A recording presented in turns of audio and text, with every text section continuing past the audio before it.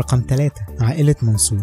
العائلة مكونة من محمد منصور، يوسف منصور، وياسين منصور، ويعتبروا من أقوى رجال الأعمال في أفريقيا والشرق الأوسط مش بس في مصر. منصور جروب بتمتلك كل فروع ماكدونالدز وكل سوبر ماركتس مترو. مش بس كده، منصور جروب هي الوكيل والموزع في مصر لشيفروليه، مارلبورو، ومعدات كاتربيلر وغيرها، بإجمالي ثروة تقدر ب9.6 مليار دولار تقريبا.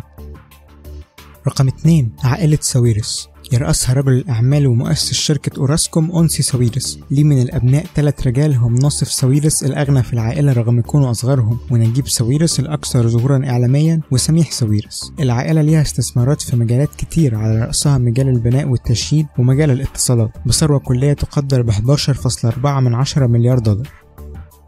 رقم 1 عائلة مبارك. حسني مبارك الرئيس الأسبق لمصر ونجلي علاء وجمال بيتربعوا على رأس قائمة أغنى العائلات في مصر بلا شك. فعلى الرغم من صعوبة إيجاد رقم مظبوط لثروة العائلة، إلا أن وكالات أنباء عالمية زي الجارديان وABC نيوز أكدوا أكتر من مرة أن ثروة عائلة مبارك تقدر بحوالي 70 مليار دولار، 99.5% منها بطرق غير مشروعة.